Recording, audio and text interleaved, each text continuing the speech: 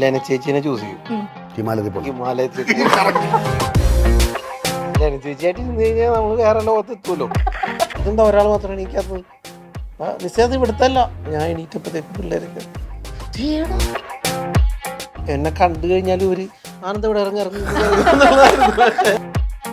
ഒരു മണിക്കൂറത്തൊക്കെ ആണെങ്കിൽ ഞാൻ നൂർജഹാനെ സ്വിച്ച് ചെയ്യും. കുറച്ചുകൂടി നല്ല ചോദ്യങ്ങൾ ചോദിക്കാൻ തീരുമാനിക്കുന്നത്. എന്തോന്ന് ഇവിടെ കിളി പോയിരിക്കണം. ഞാൻ പുള്ളിയെ തന്നെ ശ്രദ്ധിച്ചുകൊണ്ട് ഈ ക്യാമറ എടുത്ത് ഇങ്ങനെ നോക്കിയിട്ട് ഇങ്ങനെ ഇട്ട് ഇങ്ങനെ കൊടുത്തു. അതിന് തെറിവിളിയായിരുന്നു. അവനെ നോക്കി. കഴിഞ്ഞ ജന്മം അയാളെ വിളിച്ചു കാണും. അതുകൊണ്ടാണ് ഇപ്പൊ ഈ ജന്മം എന്റെ തിരിച്ചു കിട്ടിയതാണ്. ഈ ജന്മം കഴിഞ്ഞ ജന്മം ചേട്ടൻ ഇച്ചിരി ക്യൂട്ടല്ലേ? എന്തോന്ന് കണ്ടറിഞ്ഞു. എന്തോ നമ്മൾ കട്ടപ്പന ക്ലാസ് പ്രാവശ്യം ചെയ്യുമ്പോ ധർമ്മേട്ടന്റെ പ്രായം 41 വയസ്സാണ്. എനിക്ക് ഒരംഗത്തിന് കൂടി ബാല്യം. ചേച്ചിയെ കമന്റ് അടിച്ച ഒരുത്തനായിരുന്നു ഇടിച്ചത്. അത് ഞാൻ 10ാം ക്ലാസ്സിൽ പഠിക്കുമ്പോഴേ ടീച്ചർ ബാക്ക് ബെഞ്ചിലോട്ട് നോക്കൂല. ഇങ്ങനെ ഇരിക്കുന്നത്.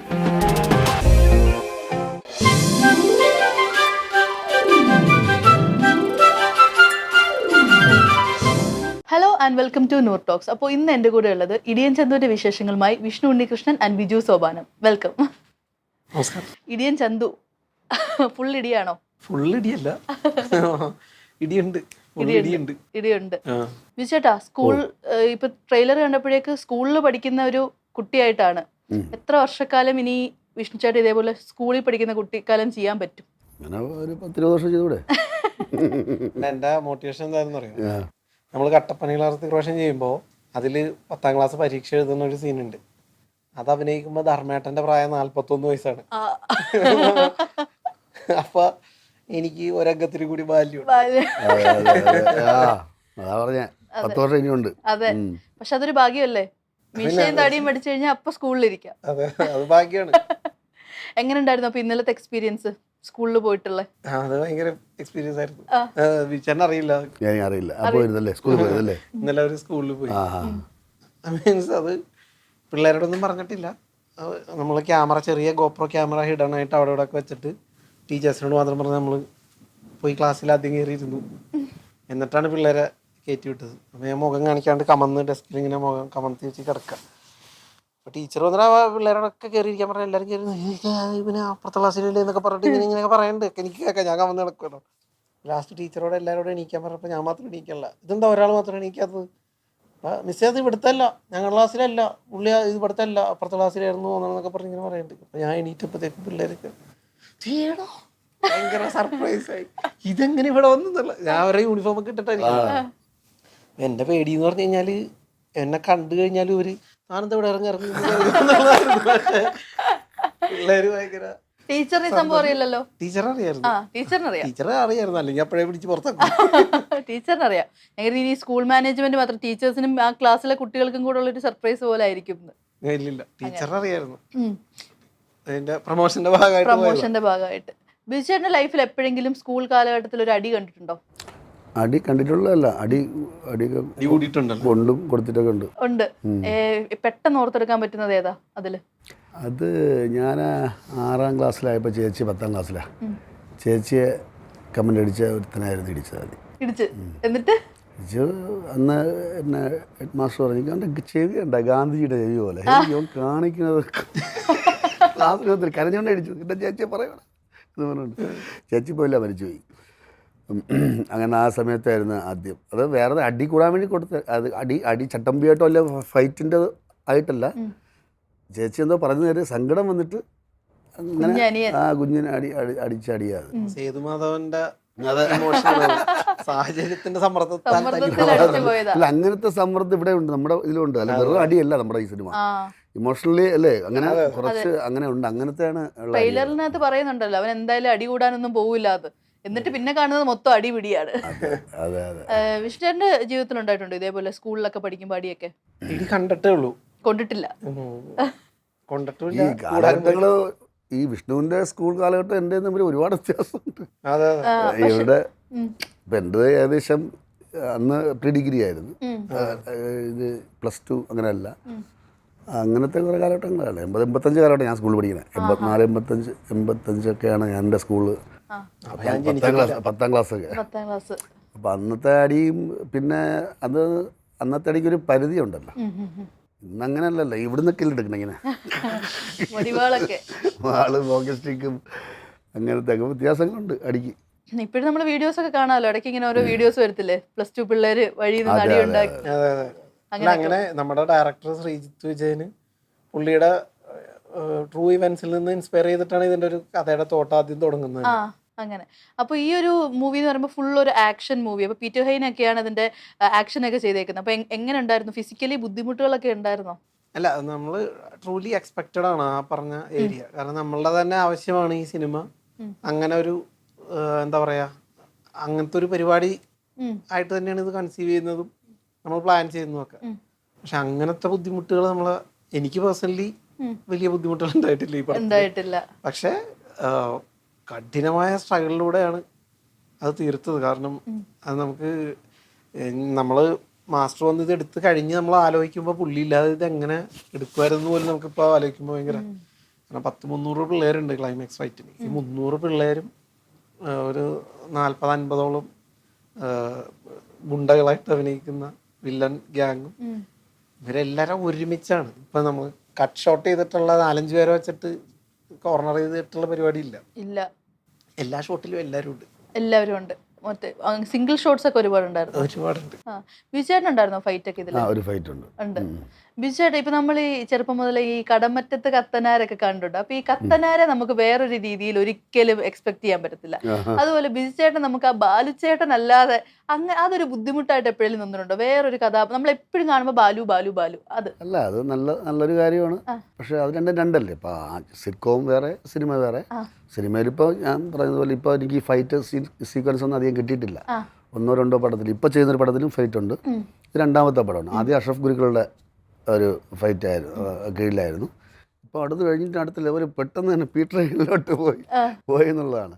പക്ഷേ എനിക്ക് എൻജോയ് ചെയ്ത് ചെയ്യാൻ പറ്റി ഫൈറ്റ് എന്ന് പറഞ്ഞാൽ. കാരണം ഇഷ്ടമാണ് ഫൈറ്റ്. പക്ഷേ 10ാം ക്ലാസ്സിൽ ആഗ്രഹിച്ച BSA സൈക്കിൾ ഇപ്പോൾ കിട്ടിയത് ഇപ്പോഴാണെന്ന് മാത്രം. ഓടി കടന്ന് ഇടിക്കേണ്ട സമയത്ത് ഇതൊന്നും വന്നിട്ടില്ല. പക്ഷേ എന്നാലും നമ്മളെ കഴിയുന്ന രീതിയിൽ പുള്ളി ചെയ്യിപ്പിച്ചെടുത്തു എന്നുള്ളതാണ്. പിന്നെ പുള്ളി ചെയ്യിപ്പിച്ച വളരെ കംഫർട്ട് സോണിൽ പുള്ളി എത്തിച്ചു എന്നുള്ളതാണ് എൻ്റെ ഒരു പടം കാണുമ്പോൾ ഉറപ്പായിട്ടും ആളുകൾ എടുത്ത് പറയുന്ന ഒരു കാര്യമാണ്. കാരണം പുള്ളിയുടെ ഫൈറ്റ് നമ്മൾ ഒരിക്കലും ബിജുചേട്ടന് ഉള്ളൊരു ഇമേജ് ഉണ്ടല്ലോ, അതിൽ നിന്ന് നമ്മൾ ഒരിക്കലും പ്രതീക്ഷിക്കാത്ത പരിപാടി ഇതിലുണ്ട്. അന്തം വിട്ടു ഇങ്ങനൊക്കെ കൊണ്ടിങ്ങനെ നിൽക്കുമ്പോഴേ മാസ്റ്ററെ. കാരണം ഞാൻ നേരത്തെ പറഞ്ഞ പോലെ എന്നെ കുടുംബ സദസ്സിൽ അറിയപ്പെടുന്ന ഒരാളും യവനെന്തിനാ ഇങ്ങനെ ചെയ്യണേ, ഇങ്ങനെയൊക്കെ ഒന്ന് നിൽക്കണതിൻ്റെ ആവശ്യമുണ്ട് അവന്, മര്യാദയ്ക്കൊന്നും ചെയ്തുകൂടെ എന്നൊക്കെ ചോദിക്കും. പക്ഷെ അങ്ങനത്തെ പോസും കാര്യങ്ങളൊന്നുമില്ല. അതാണ് റിയൽ. ഇപ്പം ഈ പല്ലും നഖം ഉപയോഗിച്ച് ആക്രമിക്കുക എന്ന് പറയില്ലേ, നമുക്ക് ഒരു വീട്ടിൽ കുറച്ച് പേര് വരുമ്പോൾ നമ്മളെ വൈഫുണ്ട്, എൻ്റെ അനിയത്തിയുടെ മോനാണിത്, പിന്നെ എൻ്റെ പെൺകുട്ടികൾ ഉണ്ട്, അവരെയൊക്കെ പ്രൊട്ടക്റ്റ് ചെയ്യണം, പിന്നെ എൻ്റെ സ്വഭാവം ഉണ്ട് അതിൻ്റെ അകത്ത്. അതെല്ലാം കൂടെ ചേരുമ്പോൾ ഒരു ഫൈറ്റ് അല്ല, ആക്രമണം. അങ്ങനെ തീർച്ച 100% അതിനോട് സത്യസന്ധത പുലർത്തി എന്നുള്ള റിയാലിറ്റി. പൊടിയും മണ്ണും അല്ലാതൊരു സൗന്ദര്യമുണ്ട്, അതിൻ്റെ അകത്തൊരു സൗന്ദര്യമുണ്ട് ഈ ഫൈറ്റിൻ്റെ ഇടയിൽ. എന്നാൽ പോലും നമുക്ക് സൗന്ദര്യത്തോടെ എടുക്കുക എന്നുള്ളതാണ്. അതെ, നമ്മൾ വീട്ടിലിപ്പോ പെട്ടെന്ന് ഒരാൾ വരുമ്പോൾ നമുക്ക് മറ്റേ കറങ്ങി ചാടി അടിക്കാൻ നമുക്ക് അറിയത്തില്ലല്ലോ. അങ്ങോട്ട് പോകും. പിന്നെ അത് മാത്രമല്ല, ഒരു വീട്ടിൽ എന്തൊക്കെ നമുക്ക് പ്രോപ്പർട്ടീസ് കാണുമോ, ഇപ്പം നമ്മളെല്ലാം കാണുമല്ലോ, ഓരോരോ ഇപ്പം പറയുന്നില്ല, ഇപ്പം അത് കാണുമ്പോൾ അറിയാം എന്തൊക്കെ സാധനങ്ങളുണ്ടോ അതൊക്കെ ഉപയോഗിച്ചിട്ടുള്ള ഫൈറ്റാണ് ചെയ്തിരിക്കുന്നത്. അത് എനിക്ക് സത്യം പറഞ്ഞാൽ വളരെ സന്തോഷമാണ്. കാരണം ഇങ്ങനെ എനിക്കിതുവരെ കിട്ടിയിട്ടില്ല, ഒരു ഭാഗ്യമാണ് സത്യം പറഞ്ഞാൽ. വിജയന്റെ ക്യാരക്ടർ കോമഡിയാണോ? അല്ല, അങ്ങനെ കോമഡി എന്നുള്ളതല്ല, ഇയാളുടെ ഒരു നേച്ചർ ഉണ്ട് അതിൽ. പക്ഷേ നമ്മൾ ഒരേ ഇതായതുകൊണ്ടേ അതിൽ പറയുന്നത് അമ്മാവൻ്റെ ബ്ലഡ് ഉണ്ട്. അപ്പോൾ ആ സഹോദരിയുടെ മോനാണല്ലോ. അപ്പോൾ എൻ്റെ ചെറിയൊരു സ്വഭാവത്തിന് അതിൻ്റെ പുള്ളിയുടെ പീക്ക് കാണിക്കുന്ന സംഭവങ്ങളാണ്. ഞാൻ ചെറിയൊരു ഷോർട്ട് ടെമ്പേർഡ് ആയിട്ടുള്ള ഒരു മനുഷ്യനാണ്. അത് പുള്ളിക്ക് കറക്റ്റ് കിട്ടിയിട്ടുണ്ട്. ഇപ്പൊ ഇതിനകത്ത് നമ്മൾ പറയുന്നുണ്ട് ഇതേപോലെ എത്ര 22ാമത്തെ വയസ്സിൽ +2 അതിപ്പോ തോറ്റ് വന്നിട്ടുള്ള ആള്. നിങ്ങളൊക്കെ പഠിക്കുന്ന സമയത്ത് ഇതുപോലെ ഉണ്ടായിരുന്നു ഇങ്ങനെ കുറെ തോറ്റ് കിടക്കുന്ന ആളുകൾ? ഞാൻ 10ാം ക്ലാസ്സിൽ പഠിക്കുമ്പോഴേ ടീച്ചർ ബാക്ക് ബെഞ്ചിലോട്ട് നോക്കൂല, ഇങ്ങനെ ഇരിക്കുന്നത് 25 വയസ്സാ അല്ല അതിന്. എൻ്റെ 10ാം ക്ലാസ്സിൽ ഞാൻ പുറകെ യൗമാരെ കഥ പറഞ്ഞിരുന്നു, നമുക്ക് മനസ്സിലായില്ലേ, അത് കേൾക്കാൻ വേണ്ടി പുറകെ പോയി. ഞാൻ കുട്ടി നിൽക്കിട്ടോണ്ടിരിക്കുക, ടീച്ചർ വന്ന് പറഞ്ഞാൽ ഇയാൾ വന്ന് ഫ്രണ്ടിൽ ഇരിക്കാന്ന് പറയും. കാരണം അവന്മാരെ കൂടെ പോരുത്. എല്ലാം മീശ കട്ടി മീശ താടിയൊക്കെ വെച്ചിട്ട് അന്ന് 24-25 വയസ്സുണ്ട്. 10ാം ക്ലാസ് പഠിക്കുന്ന പിള്ളേരൊക്കെ തോറ്റ് അവിടെ തന്നെ ഇരിക്കും. അങ്ങനത്തെ കഥകളൊക്കെ ക്ലാസ്സിൽ ഞാൻ പഠിച്ചിട്ടുണ്ട്. അയ്യോ തോറ്റിരിക്കലില്ലല്ലോ. അങ്ങനെ ഇല്ലല്ലോ. ആ അതിപ്പം ഈ 9th വരെയൊക്കെ 9th വരെയൊക്കെ ഇങ്ങനെ ഓൾ പാസ് അല്ലേ? അല്ല 10ാം ക്ലാസ്സിലെ കാര്യമല്ല പറയുന്നത്. ഞാൻ 9 10 തോറ്റവനെ പുറത്താണല്ലോ. അതെ. ഈ 9ാം ക്ലാസ്സിലെ കാര്യമൊക്കെ ഞാൻ പറഞ്ഞു. അവിടെ ഇരിക്കും. ചിലപ്പോൾ എൻ്റെ ചേച്ചിയുടെ പഠിച്ച പിള്ളേർ തന്നെ എൻ്റെ കൂടെ പഠിച്ചിട്ടുണ്ട്. അതൊക്കെ അവർ ഇരിക്കും അങ്ങ്. അവർക്കൊരു പ്രശ്നമില്ല. വീട്ടിൽ നിന്ന് പുറത്തിറങ്ങി സ്കൂളിൽ ഇരിക്കുക എന്നുള്ളതാണ് അവരുടെ. കഞ്ഞി കിട്ടും. കഞ്ഞി ഉപ്പുമാവ്. ഉപ്പുമാവ് കാണാനില്ല. 2 ടൈപ്പ് ഉപ്പുമാവാണ്. ഒന്ന് ഗോതമ്പിൻ്റെ മഞ്ഞൾ ഈ ഡാൽഡ വെച്ചിട്ട് ചെയ്യുന്ന ഒരു പൊടി പോലത്തെ സാധനമുണ്ട്. അത് ഭയങ്കര മണമാണ് അത്. അത് കിട്ടിയെന്ന് തോന്നല്ലോ. ഇന്ന് തന്നെ ഉപ്പുമാവ് ഉണ്ടാക്കി കഴിക്കണം. അപ്പോൾ ഈ ഒരു നമ്മൾ പോസ്റ്ററൊക്കെ കാണുമ്പോഴും ട്രെയിലർ കാണുമ്പോഴും ലെന ചേച്ചിക്കൊക്കെ ഒരുപാട് ഗെറ്റപ്പ് കാണുന്നുണ്ട്. അപ്പോൾ ഈ മുട്ട അടിക്കുന്നതൊക്കെ അത് റിയൽ ഒന്നും അല്ലല്ലോ അല്ലേ? ചേച്ചി ഇങ്ങനെ ഒരുപാട് ഹെയർ കട്ട്സ് ഒക്കെ ചെയ്യുന്നത് കൊണ്ട് നമുക്കൊരു ക്യൂരിയോസിറ്റി. ശരിക്കും ഇനി അടിച്ചതാണോ അറിയാൻ പറ്റില്ലല്ലോ. ചേച്ചി മുട്ട അടിച്ചിട്ടുണ്ടെങ്കിൽ ശരിക്കും കുറ്റിമുടിയുള്ള പോർഷൻ ഉണ്ട്, മുട്ട അടിച്ചിട്ടുള്ള പോർഷൻ ഉണ്ട്, മുടി കൂടി വരുന്ന പോർഷൻ ഉണ്ട്. ഫുൾ മുടി എടുത്തതാണോ അതോ ഇതിന് വേണ്ടിയിട്ട് എടുത്തതാണോ എന്ന് വെച്ചാല് സിനിമക്ക് വേണ്ടി എടുത്താണ്. നമ്മുടെ പടത്തിന്റെ ഫസ്റ്റ് ഷെഡ്യൂളില് പുള്ളിക്കാരിക്ക് മുടിയുള്ള പോർഷൻസ് അതിനുശേഷം മുടി ഒട്ടയടിച്ചിട്ടുള്ള പോർഷൻ എടുക്കുന്ന സമയത്ത് ചെറിയ ഇതുണ്ടായിരുന്നു. അങ്ങനെ ഇപ്പൊ വിഷ്ണുചേട്ടൻ്റെ കാര്യം പറയുകയാണെങ്കിൽ പണ്ട് നമ്മളിപ്പോ എൻ്റെ വീട് അപ്പൂൻ്റെയും നാത്തും അങ്ങനെയൊക്കെ കുഞ്ഞു കുഞ്ഞു റോൾസിനകത്ത് മായാവിയിൽ അങ്ങനെയൊക്കെ വന്നു. പിന്നെ നമ്മുടെ മലയാള സിനിമയിൽ തന്നെ ഒരു പൊസിഷൻ എടുത്തു. അതിനുശേഷം ഇപ്പൊ പ്രൊഡ്യൂസറായിട്ട്. അപ്പൊ ഈ ഒരു ജേർണി ചേട്ടൻ തന്നെ നോക്കി കാണുമ്പോൾ എന്താ തോന്നുന്നത്? എനിക്ക് സന്തോഷമാണ്. നമ്മള് ബ്ലസ്ഡ് ആണെന്നുള്ള ആ ഒരു ബോധ്യമുണ്ട്. കാരണം എങ്ങനെ നോക്കിയാലും നമുക്ക് ബോണസാണ് കിട്ടിയതെല്ലാം. ചെറുപ്പം തുടങ്ങിയ ആഗ്രഹമുള്ള കാര്യമാണ് സിനിമയും അഭിനയവും ഒക്കെ. അപ്പൊ അതിന്റെ പുറകെ നമ്മൾ ഓടുന്നു, ഇപ്പോഴും ഓടിക്കൊണ്ടിരിക്കുന്നു. അപ്പൊ ഇടയ്ക്കിടയ്ക്ക് പുതിയ ചില റോളുകൾ നമുക്ക് കിട്ടും. ഇപ്പൊ ഈ സിനിമയില് അത് പ്രൊഡ്യൂസർ എന്നുള്ള പേരും കൂടി ഉണ്ട് എനിക്ക്. ഞങ്ങളെല്ലാരും ചേർന്നിട്ടാണ് ഈ സിനിമ നിർമ്മിക്കുന്നത്. അതിന് ഈ സിനിമയിൽ അഭിനയിച്ചവരും സഹകരിച്ചവരും എല്ലാവരും പൂർണ്ണ മനസ്സോടുകൂടി എല്ലാവരും നമ്മളോട് നല്ല രീതിയിൽ സഹകരിക്കുകയും ചെയ്തിട്ടുണ്ട്. അതുകൊണ്ടാണ് അതങ്ങനെ ചെയ്തെടുക്കാനും പറ്റിയത്. നമുക്ക് ചെറിയൊരു സെഗ്മെന്റിലോട്ട് പോയാലോ? ഒരു ഫൺ സെഗ്മെന്റ് ആയിരിക്കും. അപ്പൊ നിങ്ങളും സീരിയസ് ആയിട്ടുള്ള ആൻസേഴ്സ് ഒന്നും വേണ്ട, ഫണ്ണായിട്ട് പോവാം നമുക്ക്. നിങ്ങൾക്ക് രണ്ടാൾക്കും ആൻസർ പറയാമോ? ഒരാളായിട്ട് നിങ്ങളുടെ ലൈഫ് സ്വിച്ച് ചെയ്യാൻ അവസരം കിട്ടിയാൽ നിങ്ങൾ ആരുടെ ലൈഫ് ചൂസ് ചെയ്യും? ആൻഡ് അതിന്റെ റീസൺ എന്തായിരിക്കും? നമ്മുടെ ഫാമിലിയിലുള്ളവരാവാം, അല്ലെങ്കിൽ നമ്മുടെ സിനിമയിലുള്ളവരാവാം, ഇനി രാഷ്ട്രീയക്കാരാവാം, ആരെങ്കിലും വെച്ചിട്ട്. വിചാരിച്ച ഒരു വിഷമം പോലെ ചെയ്യണ്ട, എന്നാലും ജസ്റ്റ് ഒന്ന് സ്വിച്ച് ചെയ്യാൻ ഒരു അവസരം കിട്ടിയ ഒരു ദിവസത്തേക്ക്, ഒറ്റ ദിവസത്തേക്ക് കംപ്ലീറ്റ്ലി സ്വിച്ച് ചെയ്യണ്ട. വേണ്ടെന്നേ, ഞാനിപ്പോ വളരെ ഹാപ്പി ആയിട്ട് ജീവിക്കണേ. കൊടുത്തിട്ട് ലാസ്റ്റ് ഒരു ദിവസം കഴിയുമ്പോ അത് തിരിച്ചു തരാൻ ബുദ്ധിമുട്ടാണ്. അതെ, ഒരു ദിവസത്തേക്ക് ഒന്ന് സ്വിച്ച് ചെയ്യണം. ഇതിപ്പോ ഇവിടെ കോപ്പി അടിച്ചതാ. ഒരു ദിവസം കോപ്പി അല്ല, ഞാൻ പറയുന്നത് വിഷ്ണു പറഞ്ഞതേ ഉള്ളൂ. ഒരു മണിക്കൂറത്തൊക്കെ ആണെങ്കിൽ ഞാൻ നൂർജഹാന് സ്വിച്ച് ചെയ്യും. കുറച്ചുകൂടി നല്ല ചോദ്യങ്ങൾ ചോദിക്കാൻ തീരുമാനിക്കുന്നു. ഓ അങ്ങനെ. അടുത്തത് ഓക്കെ. നിങ്ങളെ രണ്ടാളെയും കുറിച്ച് എന്താ ബിജുചേട്ടനെ കുറിച്ച് 3 വേർഡിൽ വിഷ്ണുചേട്ടൻ പറയണം. തിരിച്ച് ഹാർഡ് വർക്കിംഗ്, ക്യൂട്ട്, പ്രൊഫഷണൽ ആണ്. എന്ത് ക്യൂട്ടാണെന്ന് പറഞ്ഞത്? ക്യൂട്ടല്ലേ? കണ്ടറിഞ്ഞു എന്താ പുള്ളിയുടെ ക്യൂട്ട്നെസ്സിന് എന്താ അല്ല ക്യൂട്ടാ. വിജയേട്ടൻ പറയും. അല്ല, ഹാർഡ് വർക്കിന്റെ കാര്യം പറയണ്ടല്ലോ, അതൊന്നുണ്ട്. പിന്നെ ഇതൊക്കെ ഉള്ളൂ പറയാൻ. ജർമ്മൻ പറയാനോ, ഫ്രഞ്ചോ ജർമ്മനോ പറയാൻ പറ്റുമോ? ഇതൊക്കെയല്ലേ പറയാനുള്ളൂ. പിന്നെ ഇപ്പം എൻ്റെ കുട്ടിക്കാലൊന്നും വിഷ്ണു കണ്ടിട്ടില്ല, വിഷ്ണുവിൻ്റെ കുട്ടിക്കാലൊക്കെ ഞാൻ കണ്ടിട്ടുണ്ട്. അപ്പം അങ്ങനെ എനിക്ക് വളർന്ന രീതികളും ഋത്തിക് റോഷനും അങ്ങനത്തെ സിനിമകളൊക്കെ ഞാൻ കണ്ട് പുള്ളിയുടെ അറിയാലോ, നമുക്ക് വളർച്ച കാണാമല്ലോ, മുന്നേ വളരുന്ന ആൾക്കാരല്ലേ അവരൊക്കെ. അപ്പം അങ്ങനെ വളരെ സന്തോഷമാണ്. പിന്നെ സിനിമയിൽ ഇപ്പോൾ എനിക്കിതേപോലത്തെ ചേച്ചിയുടെ മക്കളുണ്ട്. എനിക്ക് അങ്ങനെ അപ്പം അത് നമ്മൾ ചെയ്യുമ്പോൾ അങ്ങനെ ഒരു സ്നേഹം കൂടെ വളരെ ആളാണ്. ഇടിയൻ ചന്തുവിൽ നിന്നും ഒരാളായിട്ട് ഒരു ഡെസ്റ്റിനേഷനിലോട്ട് പോവാൻ, ഒരു വെക്കേഷൻ പോവാനാണെങ്കിൽ ആരെ ചൂസ് ചെയ്യും ആൻഡ് എവിടെ പോകും? ലെന ചേച്ചിനെ ചൂസ് ചെയ്യും. അതെന്താ? അല്ല ചേച്ചിയായിട്ട് ഇരുന്ന് കഴിഞ്ഞാൽ നമ്മൾ വേറെ ലോകത്ത് എത്തുമല്ലോ. താത്വികമായ പല ചർച്ചകളാണ്. ഞങ്ങൾ ഇപ്പൊ ഒരു അരമണിക്കൂർ മുമ്പ് ഒരുമിച്ച് ഉണ്ടായിരുന്നു. അപ്പൊ എനിക്ക് ഭയങ്കര ഇഷ്ടം പുള്ളിക്കാരിയുടെ കൂടെ ഇങ്ങനെ ഇരുന്ന് സംസാരിക്കാൻ. നമ്മൾ ഈ ഇവിടുത്തെ തന്നെ കൗമുദിയുടെ ഇന്റർവ്യൂ ഉണ്ടായിരുന്നു, സുബേഷ് ചേട്ടൻ്റെ അടുത്ത് ഇന്റർവ്യൂ. ആ ഇന്റർവ്യൂ കഴിഞ്ഞതിന് ശേഷം ഇഷ്ടം പോലെ ട്രോൾസ് ഒക്കെ വന്നിട്ടുണ്ടായിരുന്നു. പുള്ളിക്കാരത്തി പറയുന്നത് നമുക്ക് മനസ്സിലാക്കാനായിട്ട് തന്നെ കുറച്ച് സമയം എടുക്കുന്നു. ശരിക്കും നിങ്ങൾ സംസാരിക്കുമ്പോൾ അങ്ങനെയാണോ? എനിക്ക് പെട്ടെന്ന് മനസ്സിലാവും. എനിക്ക് പെട്ടെന്ന് മനസ്സിലാവും. കാരണം പുള്ളിക്കാരി പറയണത് മനസ്സിലാക്കാൻ പറ്റാത്തത് അവരുടെ കുഴപ്പമാണെന്നാണ് പുള്ളിക്കാരി പറഞ്ഞിട്ടുള്ളത്. അതുകൊണ്ട് എനിക്കെല്ലാം മനസ്സിലായെന്ന് പറഞ്ഞു. ചേട്ടനോ? ഞാൻ കുറച്ച് നമുക്കിങ്ങനെ കാവാലത്തിന്റെ പുള്ളി സ്ഥിരം അത് പറഞ്ഞ് ഞാൻ ഇതുപോലെ കാവാലം സാറും പറയാറുണ്ട്. ഈ സ്പിരിച്വൽ, പിന്നെ ബ്രഹ്മാണ്ടം, പിന്നെ ഫസ്റ്റ് ബിഗ് ബാങ് തിയറി, പിന്നെ അമ്മ സങ്കല്പം, ഇതൊക്കെ പറയുന്നത് വേറൊന്നുമല്ല. അത് കേട്ടിരിക്കാൻ നമ്മളതിലോട്ട് ചെയ്യുമ്പോൾ ആണ് എന്നുള്ളൊരു, പിന്നെ എല്ലാം മായയാണ് ഇതെല്ലാം പറഞ്ഞിട്ട്.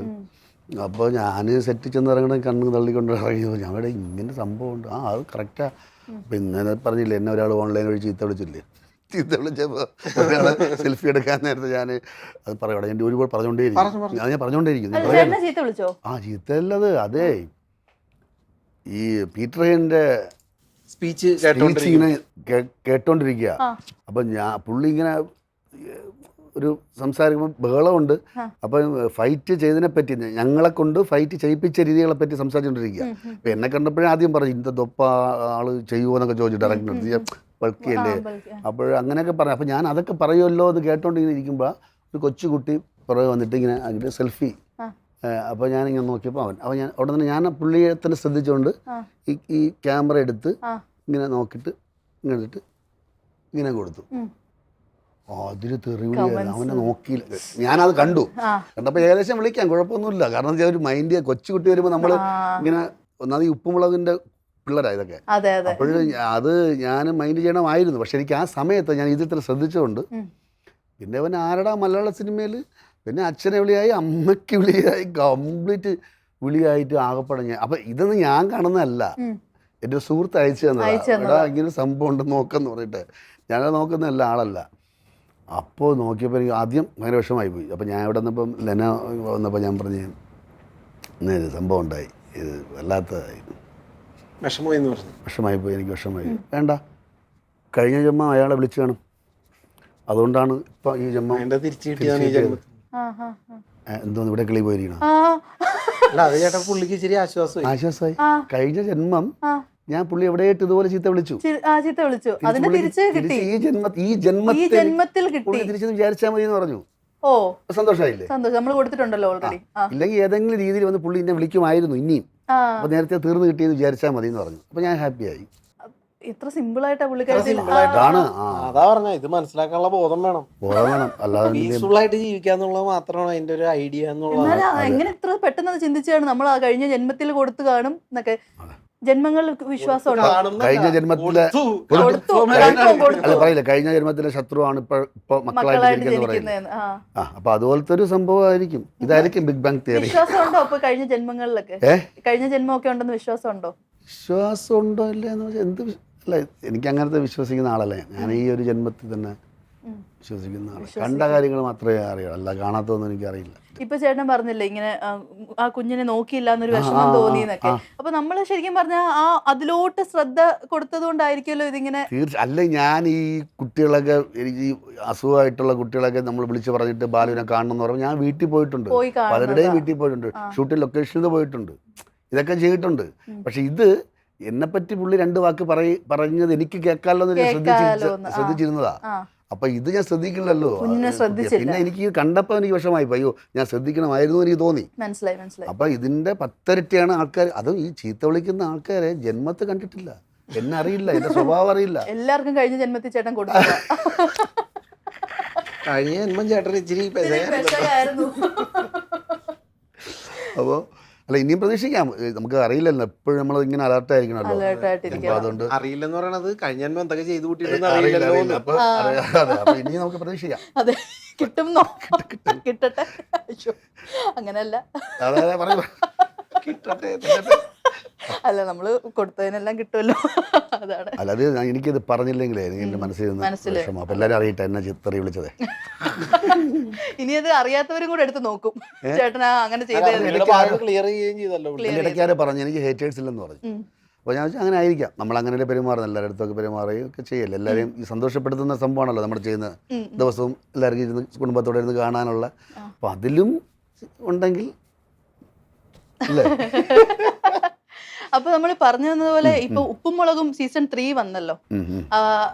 എങ്ങനെ സീസൺ 3 മുടിയൻ ഉണ്ടാവോ ഇനി? അതാ എനിക്കൊന്നും അവരുടെ ഒരു ചാനലിൻ്റെ ഇപ്പം ഇത് ചെയ്തില്ലേ, അപ്പോൾ അതിൽ എന്തോ ഒരു കോൺട്രാക്റ്റോ എന്തോ അതിലെന്തോ പേപ്പർ എഴുത്തും കാര്യങ്ങളൊക്കെ ഉണ്ട്. ഒരു വർഷം വേറെ ചാനൽസിലോട്ട് അപ്പോൾ ഉണ്ടാകുന്നെന്തോ കാണും. ഒരു വർഷത്തേക്കുണ്ട്. ഒരു വർഷത്തേക്ക് വരുമായിരിക്കും. അതിനുശേഷം വരുമായിരിക്കും. പിന്നെ എല്ലാവരും നിങ്ങൾ എല്ലാരും കൂടെ ഉണ്ടെങ്കിൽ ആ ഒരു ഫാമിലി കംപ്ലീറ്റ് ആവത്തുള്ളൂ. എങ്ങനെയുണ്ട് പുതിയ ആൾ? എങ്ങനെയുണ്ട് നന്ദൂട്ടി? അയ്യോ അടിപൊളിയാണ്. ആദ്യം ബാലു വെച്ചാന്ന് വിളിച്ചു, ബാലു അപ്പൂപ്പാന്ന് വിളിച്ചു, അപ്പൂപ്പാന്ന് വിളിച്ചു. പിന്നെ ബാലു പിന്നെ വിളി തുടങ്ങി. പിന്നെ ഞാൻ അങ്ങോട്ട് പോയില്ല. അപ്പൊ എന്തായാലും സിനിമ അടിപൊളി ഒരു സക്സസ്ഫുൾ മൂവി ആവട്ടെ.